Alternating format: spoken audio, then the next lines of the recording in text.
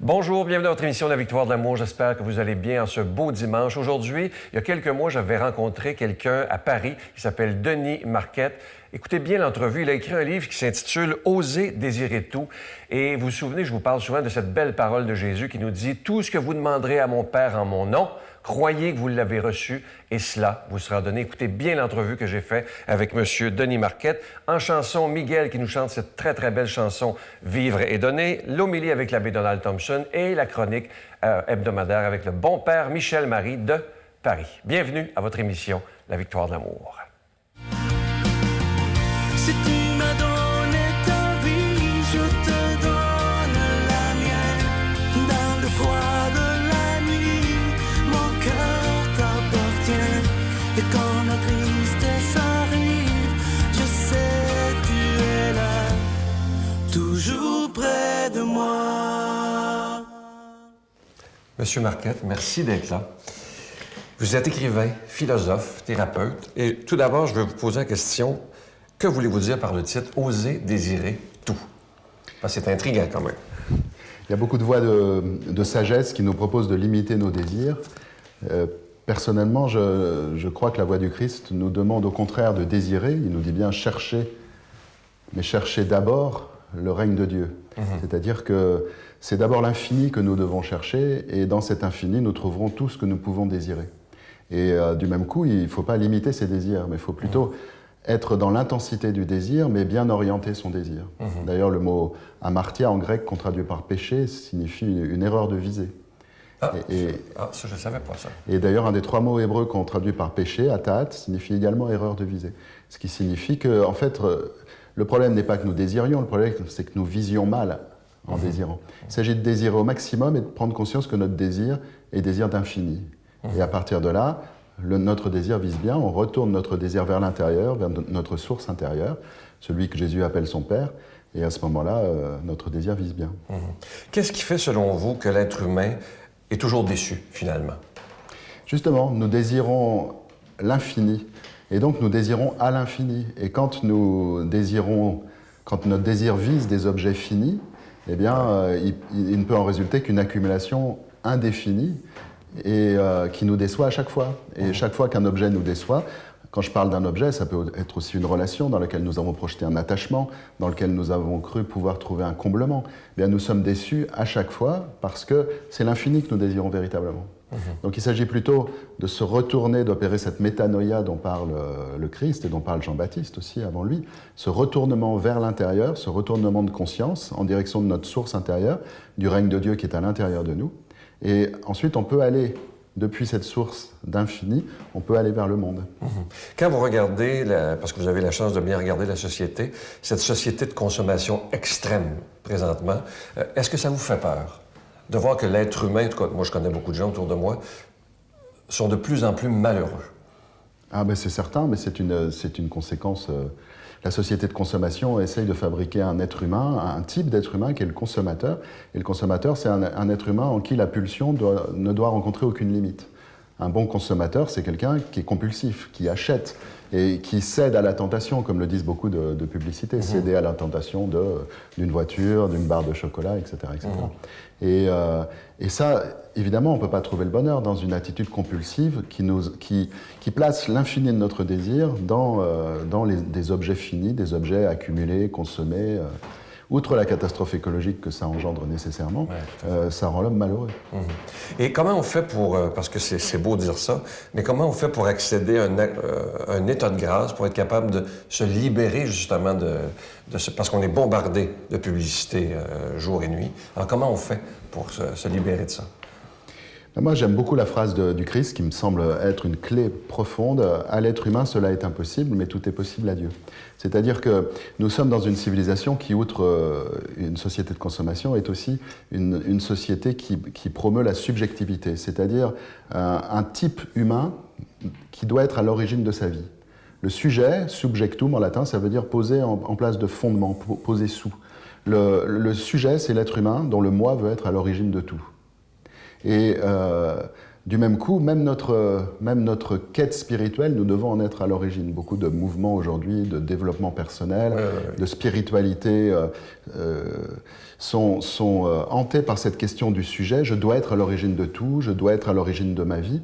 Et ça, c'est une impasse. À l'être humain, cela est impossible. Ça nous dit, si c'est moi, ça ne va pas être possible. Mais je peux m'en remettre à une dimension intérieure, mais qui est plus grande que moi. Donc, de mon point de vue, je ne peux pas être, mon moi, ma volonté ne peut pas être plus forte que mes pulsions. En revanche, la grâce est beaucoup plus forte que mes pulsions.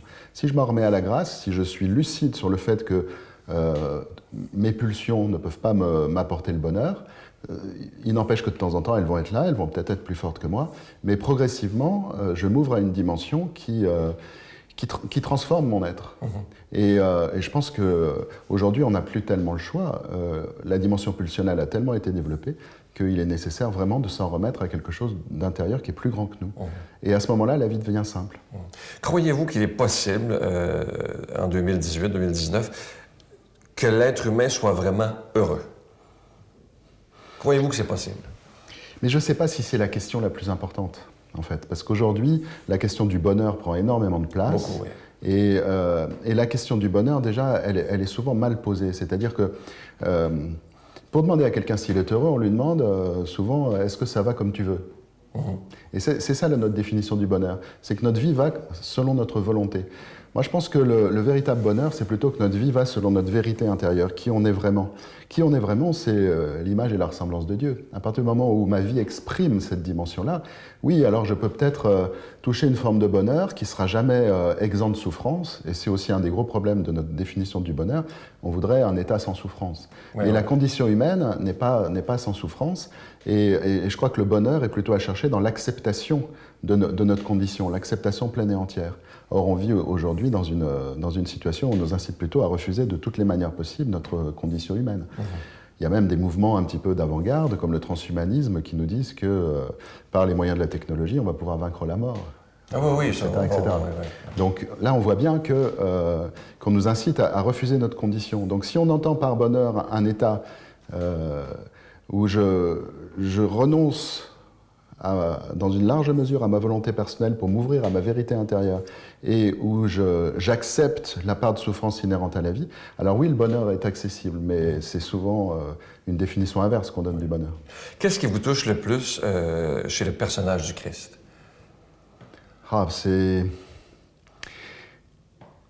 C'est une forme d'amour qui était peut-être inédite dans l'histoire humaine. C'est la capacité à regarder un être comme un être unique et à s'en émerveiller. C'est-à-dire, l'amour jusqu'au Christ était souvent défini comme un amour de compassion. Je suis sensible à l'autre en tant qu'il souffre ou peut souffrir. Et ça existe très fort chez le Christ, mais il apporte quelque chose de plus qu'on voit très nettement dans sa rencontre avec les disciples, sa rencontre avec Nathanaël, notamment au début de l'évangile de Jean, ou sa rencontre avec Pierre. C'est cette dimension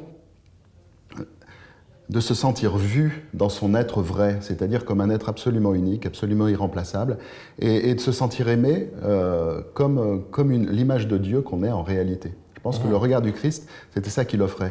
Et c'est une expérience bouleversante qu'on peut vivre.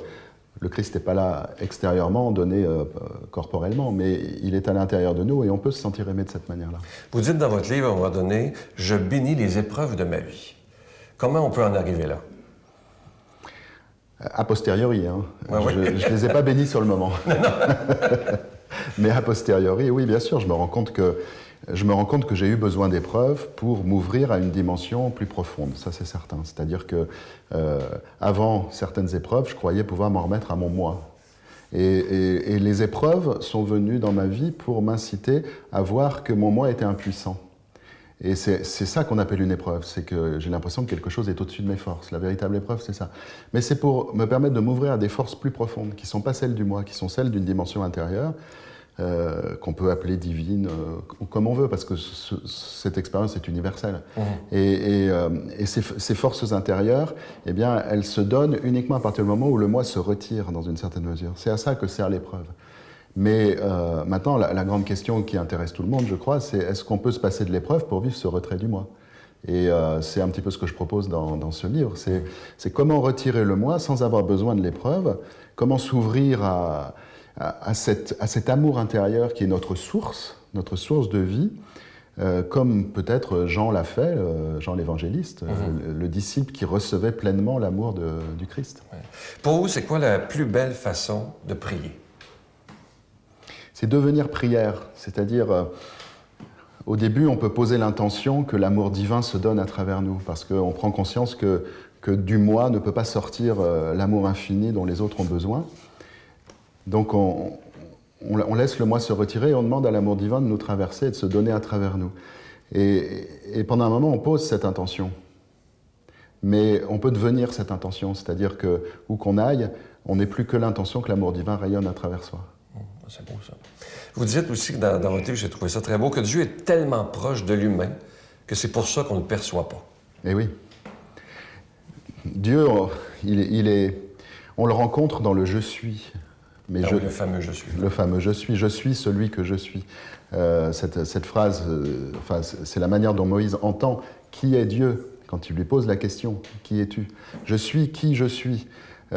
Pour moi, je peux l'entendre que le « je suis » divin est caché à l'intérieur de mon propre « je suis », mais à condition d'entendre « je suis » non pas au sens d'un moi, justement, c'est-à-dire pas au sens de « je suis quelque chose ». Je suis quelque chose, je suis quelqu'un, c'est pousser le « je suis » vers l'extériorité, alors qu'il s'agit de rentrer dans l'intériorité. Je crois effectivement que nous cherchons toujours loin, trop loin, dans l'extérieur. L'extérieur, c'est déjà, même vous qui êtes très près de moi là maintenant, vous êtes loin parce que vous êtes extérieur à moi. Ouais. Et si on cherche Dieu à l'extérieur, on ne le trouvera jamais, il est beaucoup plus près. Il est dans l'intimité la plus grande, c'est ce que saint Augustin disait, Dieu plus intérieur que le plus intime de moi-même. Tout à fait. En une minute, à des gens athées qui nous écouteraient, qu'est-ce que le Christ pourrait changer dans leur vie? Il pourrait déjà beaucoup les aimer et beaucoup les respecter, parce que l'athéisme a une fonction très importante pour quelqu'un qui a la foi. Et moi, je remercie les athées, c'est qu'ils me permettent d'évacuer de ma foi tout ce qui est idolâtrie. Parce qu'en fait, un athée, ce qu'il conteste, c'est uniquement l'idolâtrie. Fabriquer une idole. Et chaque fois qu'on fabrique une idole, c'est-à-dire un Dieu extérieur qui va devenir au fond l'auxiliaire de mon moi, eh bien, c'est l'équivalent d'un ami imaginaire. Et les athées le dénoncent à très juste titre. Donc, grand merci aux athées. Ils sont, en fait, moi, je dirais, mais un athée ne serait pas d'accord avec moi, évidemment. Je dirais qu'un athée, c'est en réalité un homme de foi, mais un homme de foi qui est dans le refus de tout ce qui est idolâtrie. C'est un moment de la foi. C'est un moment de la foi. Ouais. Et on peut imaginer un athée qui, dans les derniers moments de sa vie, récolte les fruits de cette intransigeance nécessaire. Merci, parce que j'invite vraiment les gens à lire votre livre. C'est un beau cadeau qu'on peut se faire. Ça s'intitule « La véritable philosophie du Christ, oser désirer tout » de Denis Marquette. C'est aux éditions Flammarion. Merci. Merci beaucoup. De tout cœur, merci.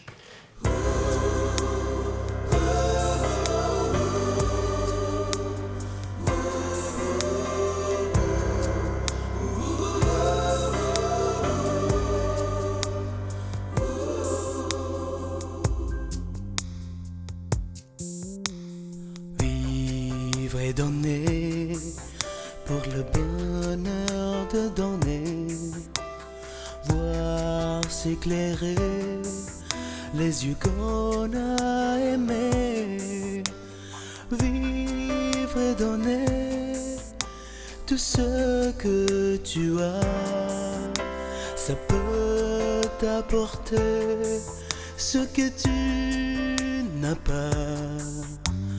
Donne à celui qui ne demande rien, va vers la vie, des cadeaux plein les mains, mets dans ton âme du pain et de l'or.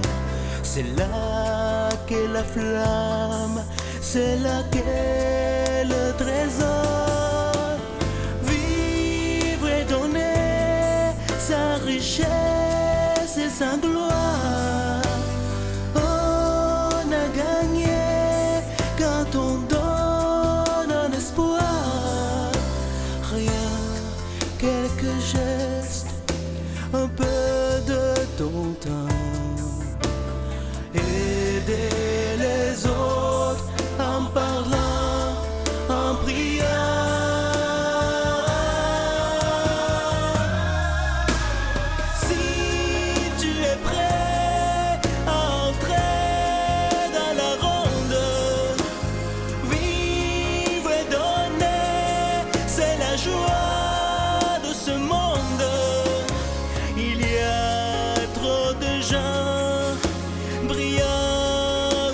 marcher, ils sont pauvres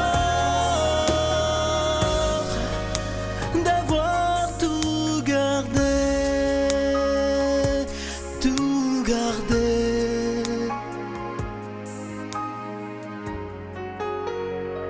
Vivre et donner. Notre Père qui es aux cieux, que ton nom soit sanctifié, que ton règne vienne, que ta volonté soit faite sur la terre comme au ciel. Donne-nous aujourd'hui notre pain de ce jour.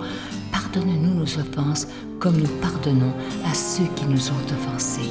Ne nous laisse pas entrer en tentation, mais délivre-nous du mal, car c'est à toi qu'appartient le règne, la puissance et la gloire pour les siècles des siècles.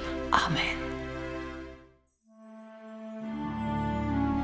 Mon Père, je m'abandonne à toi. Fais de moi ce qu'il te plaira.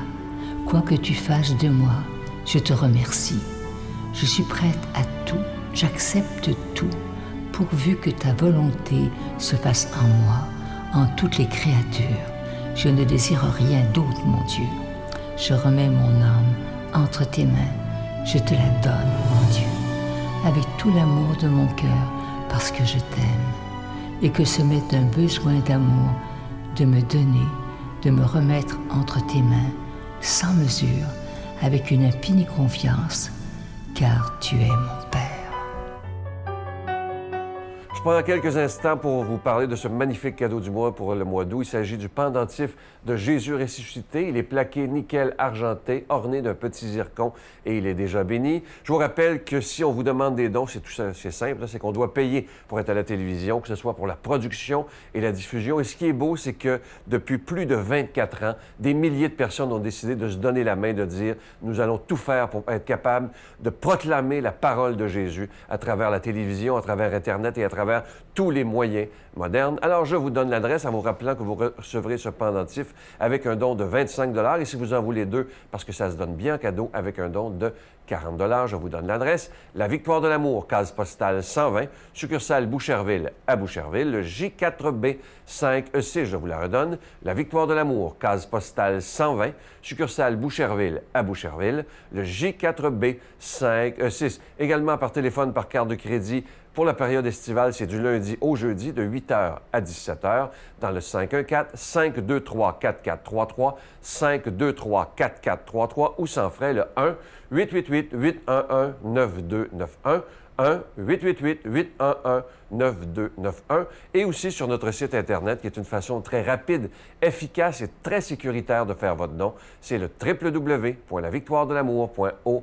Alors, je vous rappelle le cadeau du mois, le pendentif de Jésus ressuscité. Il est plaqué nickel argenté et orné d'un petit zircon. Et comme toujours, il est déjà béni. Je prends le temps de vous dire merci de tout cœur de votre prière, mais aussi merci de tout cœur de votre grande générosité pour ce mois d'août.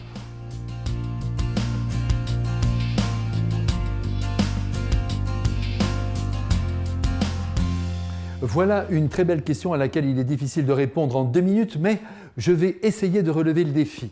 Le Dieu de l'Ancien Testament, qui regrette le déluge et dit qu'il ne le refera plus jamais, est-il vraiment le même que celui du Nouveau Testament?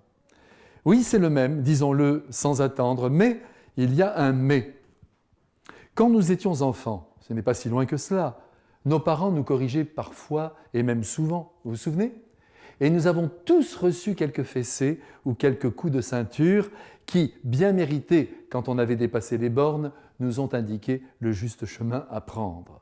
Ne soyez pas scandalisés par ce que je vous dis là, je ne suis pas un adepte des châtiments corporels, mais gardons raison, une petite tape sur les fesses qui s'achève avec un câlin plein de pleurs, sans autre explication, peut être utile.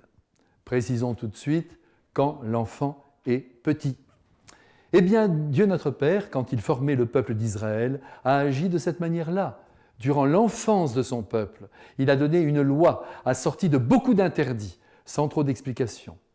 Cependant, après le déluge, il a pris, comme vous le savez, la décision de ne plus jamais détruire la terre, et en effet, il ne l'a plus jamais fait. Mais il a tout de même accepté la violence de certains de ses prophètes.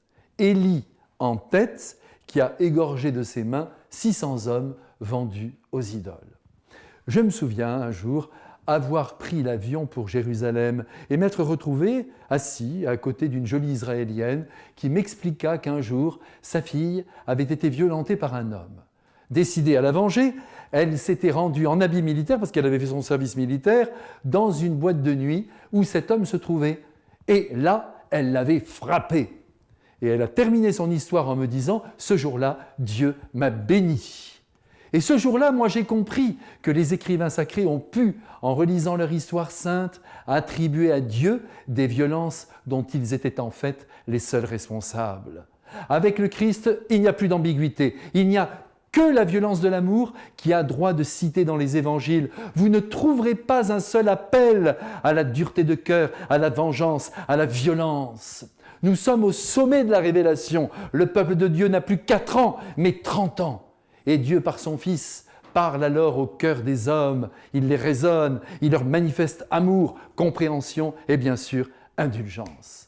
La révélation est arrivée à maturité par la voix du Christ. De l'amour partout, grâce au Fils qui ne fait qu'un avec le Père. À bientôt!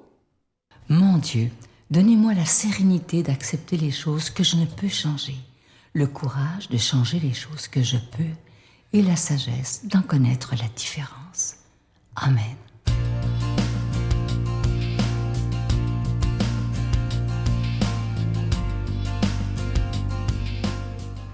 Bon dimanche. Alors aujourd'hui, ce dimanche de la fin août, on a Saint Luc comme évangile au chapitre 13, versets 22 à 30. En ce temps-là, tandis qu'il faisait route vers Jérusalem, Jésus traversait villes et villages en enseignant. Quelqu'un lui demanda, « Seigneur, n'y a-t-il que peu de gens qui soient sauvés? » Jésus leur dit, « Efforcez-vous d'entrer par la porte étroite, car je vous le déclare, beaucoup chercheront à entrer et n'y parviendront pas.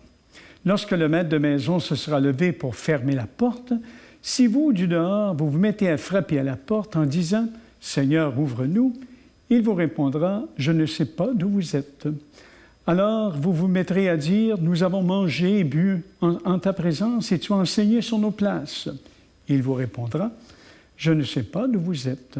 Éloignez-vous de moi, vous tous qui commettez l'injustice. » Là, il y aura des pleurs et des grincements de dents quand vous verrez Abraham, Isaac et Jacob et tous les prophètes dans le royaume de Dieu, et que vous-même vous serez jetés dehors. Alors on viendra de l'Orient et de l'Occident, du Nord et du Midi, prendre place au festin dans le royaume de Dieu. Oui, il y a des derniers qui seront premiers et des premiers qui seront derniers. Alors, vous voyez, c'est une parole assez exigeante ce matin. Qu'est-ce que ça veut dire? Alors, disons, probablement que cette chose-là vous est arrivée à un moment donné. Vous pensez être le seul à annoncer à quelqu'un une bonne nouvelle. Alors, vous arrivez chez vos amis ou dans une fête de famille où tout le monde est là. Et puis là, « Hey, j'ai une bonne nouvelle, savais-tu que... » Puis là, on te regarde d'un air un peu bizarre pour ne pas dire, « Ben oui, tout le monde le sait, sauf toi. » Bon. Vous savez, annoncer la bonne nouvelle de l'Évangile, c'est un peu cette situation. On a l'impression que cette bonne nouvelle n'énerve plus personne, hein? Qu'elle n'intéresse plus personne. On le sait, ça fait longtemps, bon, et puis va dire ça à d'autres. Bon. Bien, aujourd'hui, j'ai une bonne nouvelle à vous donner, à la lumière de l'Évangile que je viens de vous proclamer. Nous sommes tous sauvés. Quelle que soit notre origine, notre couleur, notre langue, notre rang social, Jésus a donné sa vie pour notre salut. Bon, qu'est-ce que ça veut bien dire, ça? Sauvé, pourquoi? Posons-nous la question, ça veut dire quoi? Être sauvé de quoi? Sauvé pourquoi? Qu'est-ce que ça change dans une vie? Est-ce que j'ai besoin d'être sauvé? Hein? Je vis pas mal, j'ai tout ce qu'il me faut, j'ai une bonne santé, j'ai des bons amis, une bonne famille, un bon travail, une belle retraite, je vis dans un milieu pittoresque, donc j'ai-tu besoin d'être sauvé? Les peuples du Moyen-Orient, eux autres sont toujours en guerre, eux autres ils ont besoin d'être sauvés, mais nous autres ici, on a une petite vie tranquille. Bon. On a pourtant, il y a une chose qu'il faut constater, on n'a pas besoin de gratter très, très loin pour apprendre à trouver dans notre vie des zones de fragilité. Hein? Une partie de moi-même que je cache aux autres, que je me cache à moi-même, peut-être que j'ai honte aussi. Je fais tout pour oublier mon enfance douloureuse. Je fais tout pour oublier mon alcoolisme ou ma toxicomanie ou ma vie saccagée par un amour brisé. Bon, je fais tout pour que ma souffrance de la perte de mon enfant ou d'un parent ne paraisse pas. Je tiens le coup, je garde la tête haute. J'entends souvent des anges dire ça. Mais là, dans ma vie, il y a quelque chose que je ne réussis pas à guérir tout seul. Aucune richesse n'arrive à colmater tout ça, hein, cette blessure-là. Alors, voyez-vous, c'est ça ma pauvreté. Hein? Et je crois qu'on peut trouver là la même chose dans notre société aussi. Hein? Tout ne va pas très bien, hein? Mais bien sûr. Il n'y a pas que des gros conflits comme ailleurs, peut-être. On n'est pas en Syrie, mais la justice ici est respectée, mais c'est pas comme l'Amérique du Sud. Pourtant, quand on veut voir un petit peu, on se rend compte qu'il y a des hommes et des femmes qui sont méprisés, qui sont rejetés, qui sont simplement oubliés, ici même, hein, au milieu de nous. On fait tout ce qu'on peut, on s'engage le mieux possible, hein, avec solidarité, on aide quelqu'un. Pourtant, on ne réussit pas à faire ce que la vie soit plus juste pour tout le monde. Bon, régulièrement, hein, on le voit dans les médias aussi, hein, malgré notre bonne volonté, on ne réussit pas à sauver nos semblables, tous nos semblables. Alors, est-ce que j'ai besoin d'être sauvé? Pour connaître ce besoin, il faut avoir fait la mesure de nos limites. Il y a des moments où la plupart des vies humaines, où la grande chose possible, c'est de relever la tête et de crier. Tu sais, des fois, ça arrive dans la vie, au secours, j'ai besoin d'aide, j'ai besoin d'aide. Et c'est dans ces moments-là que Dieu peut se révéler. Hein? Alors, tu ne finiras pas comme ça, nous dit le Père. Hein? Je t'ai donné mon Fils pour que tu vives, pour que vous viviez. Et Saint Paul dit dans une de ses lettres, hein, ceci, hein, il dit que Saint Paul met en avant l'endurance du Christ, hein, qui est passé à travers le supplice de la croix avant d'entrer dans la gloire de Dieu. Et c'est à partir de ce modèle-là, et sous son souffle, que les croyants et croyantes sont invités à tenir bon dans le combat, malgré les épreuves. Des fois, on va se dire « Ah, j'ai bien le temps, hein? » Il y a des gens qui vont me dire « Ah, moi, je pensais jamais que je me sortirais de cet échec. Hein? Je pensais jamais que je me remettrais d'une relation brisée, hein, de cette maladie. Je pensais jamais ça. » Parce que je suis croyant, hein, je mets le nom du Christ sur les événements de salut. Je reconnais sa marque de tendresse à travers telle situation. J'ai pensé à lui dire ma reconnaissance, voyez-vous? Alors, la question, c'est que la leçon de l'Évangile d'aujourd'hui, c'est qu'on regarde chez les Juifs, hein, l'Évangile le dit, il me dit à moi aussi, à vous, ce qui t'a été donné, hein, sera enlevé et donné à d'autres. Qu'est-ce que ça veut dire? Hein? Quand Jésus dit « je ne sais pas d'où vous êtes », en d'autres mots, c'est de rebrancher notre vie sur lui. Vous savez, le salut, c'est accepter d'être complété par un autre. Je ne peux pas me compléter par moi-même. Et Jésus est l'expression parfaite de Dieu dans une vie humaine.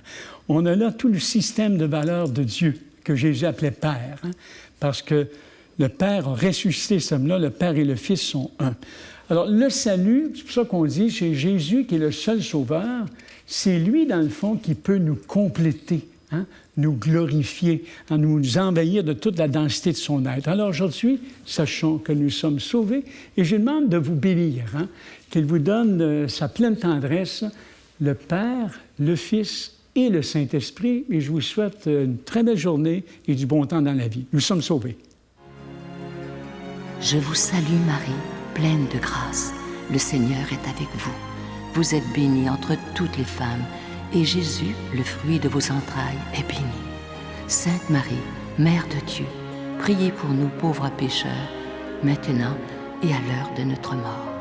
Amen.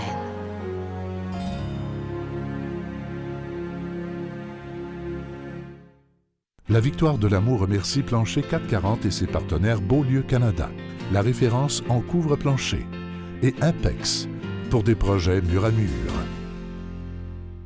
J'espère que cette émission vous a plu. La semaine prochaine, j'ai le bonheur de recevoir Nicolas Ciccone pour un témoignage exceptionnel. À demain. Bye. Il ne faut pas vous bouger parce que ça se pourrait que vous paralysiez. Là, c'est l'adrénaline. Fait qu'ils me stressent, mais ils sont super gentils. Ils m'amènent à l'hôpital pendant 4 heures, c'est les tests.